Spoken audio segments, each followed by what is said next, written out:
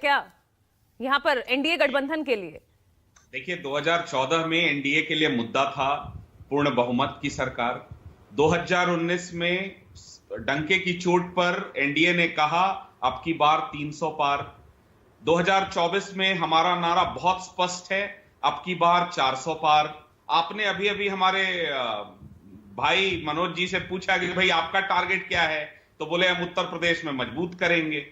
दूसरी बात है, कल एक तरफ राजा कहा जा रहा है, लेकिन राजा कौन है देश में ये सबको पता है। वो कहते हैं कि राजा की इकाई है ईडी, सीबीआई और ईवीएम उनकी ताकत है। सच्चाई ये है कि रागा की जो ताकत है, राहुल गांधी की जो ताकत है, वो सीपीआई है। अब सीपीआई से कम्युनिस्ट पार्टी ऑफ इंडिया मत समझ लीजिएगा। C for China, P for Pakistan और आई फॉर इटली, ये इनकी ताकत है। भाई आप अभी तक देश को नहीं बता पाए हैं कि आपका लक्ष्य क्या है देश में। प्रधानमंत्री जी 400 प्लस छोड़ दीजिए, 135 का लक्ष्य लेकर दक्षिण के राज्यों में घूम रहे हैं।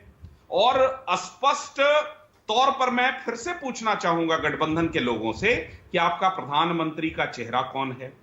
क्या ममता बनर्जी हैं? क्या अखिलेश यादव हैं? क्या तेजस्वी यादव हैं? क्या अरविंद केजरीवाल हैं? भाई आपका अब वो साथ आ गए हैं। पहले आप कहते हैं वो साथ है नहीं, अब साथ खड़े हैं, तो उनका प्रधानमंत्री का वो उनका चेहरा कौन होगा? फिर आपका वही सवाल आ गया। भाई ये सवाल तो उठेगा ना पूजा जी।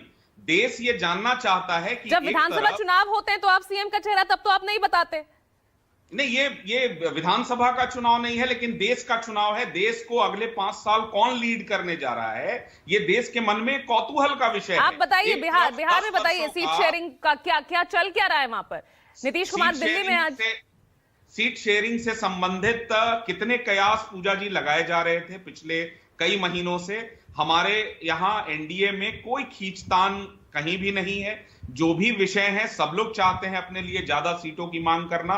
लोक जनशक्ति पार्टी रामविलास 5 सीटों पर चुनाव लड़ेगी, ऐसा अनुमान है।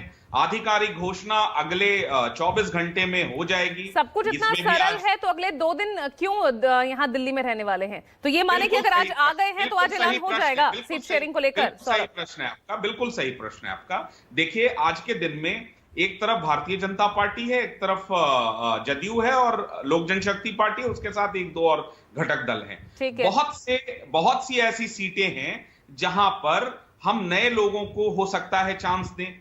बहुत सी ऐसी सीटें हैं जहां जदयू चाहेगी कि हम लड़े। बहुत सी ऐसी सीटें हैं जहां एलजेपी चाहेगी हम लड़े। तो ये गठबंधन की बीच की बातें यानी मेन जो अनुमान था, जो संभावित, यही था ना कि भाई चाचा भतीजा ये मुश्किल बन रहे हैं एनडीए के लिए। नहीं, एक बार फिर से रिपीट करेंगी? चाचा भतीजा, चिराग पासवान, पशुपति पारस, यही मुश्किल बन रहे हैं ना, इन्हीं के बीच में अटक रहा है मामला।